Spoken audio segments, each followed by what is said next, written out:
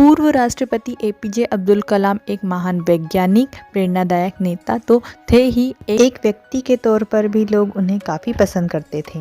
Missile man के नाम से जाने जाने वाले कलाम साहब का पूरा जीवन ही ऐसा रहा जिससे हर कोई प्रेरणा ले सकता है। उनका जीवन खुद में ही एक पाठशाला है।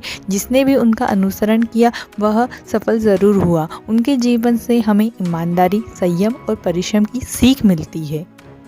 उन्होंने जिसके साथ भी काम किया उसका दिल जीत लिया।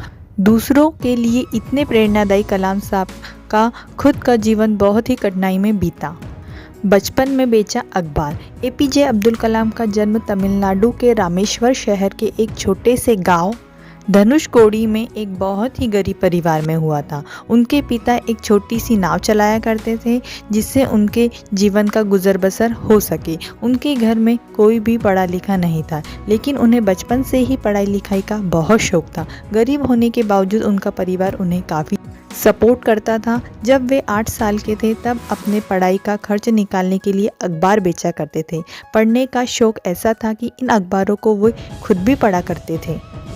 वैज्ञानिक बनने के पीछे की घटना। कलाम सर के एरोस्पेस टेक्नोलॉजी के आने के पीछे उनके 5वीं क्लास के टीचर सुब्रमण्यम अय्यर हैं। एक बार कलाम सर से उनकी टीचर ने पूछा कि चिड़िया कैसे उड़ती है। क्लास का कोई भी छात्र इसका उत्तर नहीं दे पाया। टीचर अगले दिन सभी बच्चों को समुद्र के किनारे ले गए जहाँ कई पक्षी उड़ रहे थे।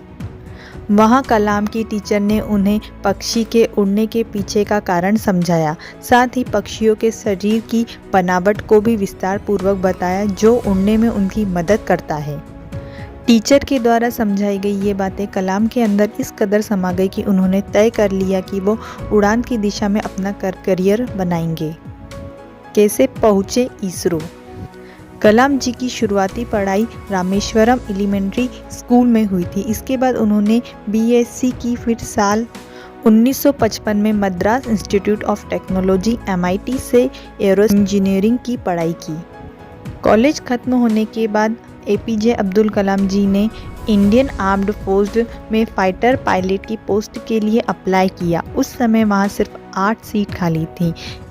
यहाँ उनका 9वां नंबर आया और वो आर्म्ड फोर्स के लिए सेलेक्ट नहीं हो पाए। इसके बाद उन्होंने DRDO ज्वाइन की, लेकिन वह DRDO में अपनी जॉब से खुश नहीं थे क्योंकि उन्हें वहाँ कुछ नया सीखने को नहीं मिलता था। तभी उनकी मुलाकात इसरो के फाउंडर विक्रम साराभाई जी से हुई। उनको एपीजे अब्दुल कलाम जी की मेहनत और हर वक्त कुछ नया सीखने की चाह बहुत पसंद आई। इसके बाद कलाम का ट्रांसफ़र DRDO से इसरो में हुआ। पक्षियों से खास लगाव। एक बार defence research and development organisation में उनकी टीम बिल्डिंग की सुरक्षा को लेकर चर्चा कर रही थी। टीम ने सुझाव दिया कि बिल्डिंग की दीवार पर कांच के टुकड़े लगा देने चाहिए, लेकिन डॉक्टर कलाम ने टीम के इस सुझाव को ठुकरा दिया और कहा कि अगर हम ऐसा करेंगे तो दीवार पर पक्षी नहीं बैठ सकेंगे। कलाम के सम्मान। देश और समाज के लिए किए गए कार्यों के लिए डॉक्टर कलाम को अनेक पुरस्कारों से सम्मानित किया गया। लगभग 40 विश्वविद्यालयों ने उन्हें मानक डायरेक्टर की उपाधि दी और भारत सरकार ने उन्हें पद्म भूषण, पद्म विभूषण और भारत के सबसे बड़े नागरिक सम्मान भारत रत्न से सम्मानित किया। 27 जुलाई 2015 की शाम अब्दुल कलाम भारतीय प्रबंधन संस्थान शिलोंग में लेक्चर दे रहे थे। तब उन्हें दिल का दौरा पड़ा और वे बेहोश होकर गिर पड़े, जहां उनकी मृत्यु हो गई।